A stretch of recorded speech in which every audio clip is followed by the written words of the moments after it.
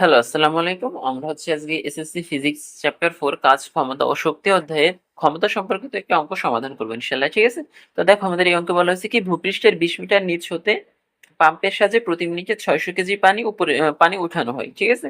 তো এরপর বলা হয়েছে কি, যদি পানি বাইরে আসার বেগ এত হয়, তবে মানে 5 মিটার পার সেকেন্ড হয়, তবে পাম্পের ক্ষমতা কত? ক্ষমতা কত অর্থাৎ ক্ষমতা মানে কি, ক্ষমতা মানে হচ্ছে পি, এটা কত আমাদের সেটা হচ্ছে বের করতে বলছে। ঠিক আছে? কি কি জিনিস দেওয়া আছে আমরা একটু একপাশে যদি লিখে নেই। ঠিক আছে? কি কি জিনিস দেওয়া আছে, ওকে? তো দেখো, দেওয়া আছে ভূপৃষ্ঠের 20 মিটার নিচ হতে, অর্থাৎ 20 মিটার নিচে থেকে, অর্থাৎ এইচ এর মান কত? 20।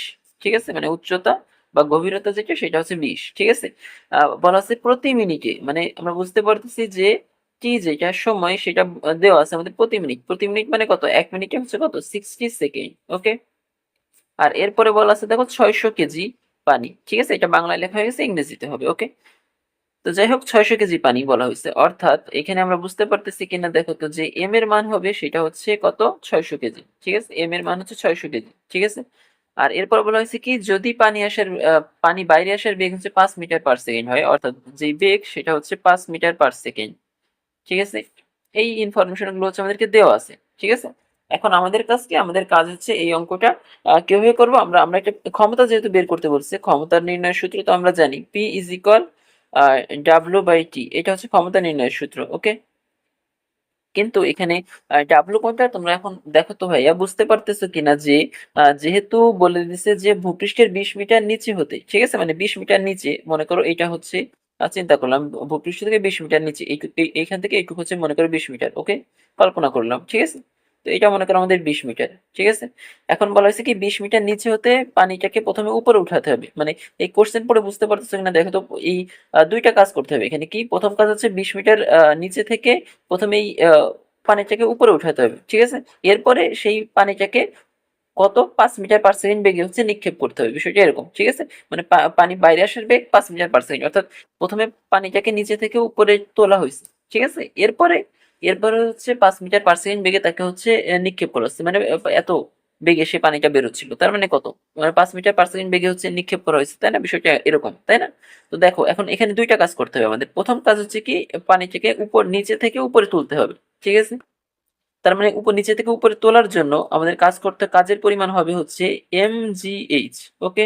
এটা হচ্ছে নিচে থেকে এই 20 মিটার নিচে থেকে পানিটিকে উপরে উঠানোর জন্য কাজ করতে হবে। ঠিক আছে? এখন 5 মিটার পার সেকেন্ড বেগে বাইরে বের করার জন্য, অর্থাৎ 5 মিটার পার সেকেন্ড বেগে যদি আমরা এটাকে নিক্ষেপ করতে চাই, ঠিক আছে, তাহলে কি করতে হবে? এটাকে মনে করো পানিটাকে উপরে উঠালাম, এরপরে মনে করো নিক্ষেপ করলাম, বা যেখানে ফেলে দিলাম। ঠিক আছে? তো 5 মিটার পার সেকেন্ড বেগে যদি ফেলতে চাই, তাহলে কাজের পরিমাণ হবে হচ্ছে হাফ এম ভি স্কয়ার, এটা। ওকে?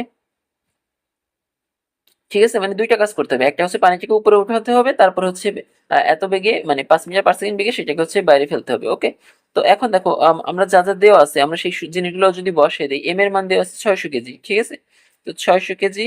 আমরা জি এর মান কত? জি এর মান আমরা জানি সবাই 9.8।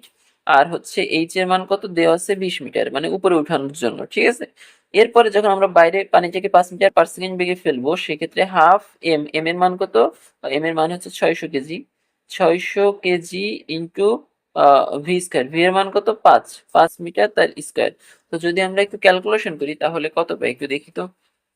600 গুণ হচ্ছে 9.8 গুণ হচ্ছে 20 প্লাস হচ্ছে হাফ ইন্টু 600 গুণ হচ্ছে 5 স্কয়ার। তো ক্যালকুলেশন করলে আমরা পাচ্ছি হচ্ছে 12, 1, 2, 5, 1, 1, 2, 5, 1, 0, 0, এটা। ঠিক আছে? 1, 2, 5, 1, 0, 0 এত জুল। ঠিক আছে? মানে কাজের পরিমাণ জুল, তাই জুল। ঠিক আছে?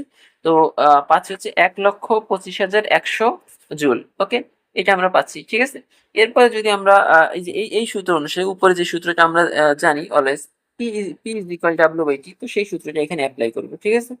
তো এখন যদি আমরা সেই সূত্রটা লিখি, P is equal W by T, W by T, T এর মান কত? টি এর মান তো আমরা জানি। ডাব্লিউ এর মান কত? ডাব্লিউ এর মান পাইছি হচ্ছে 1, 2, 5, 1, 0, 0, এটা আমরা ডাব্লিউ এর মান পাইছি। ঠিক আছে? আর টি এর মান যেটা সময়, এই যে এখানে খেয়াল করো যে 60 সেকেন্ড তো দেওয়া আছে, অর্থাৎ প্রতি মিনিট বলে দিছিল, তাই হচ্ছে আমাদের 60 সেকেন্ড। ঠিক আছে? তো আমরা যদি একটু ক্যালকুলেশন করি তাহলে দেখি কত পাই, ভাগ হচ্ছে 60। ঠিক আছে?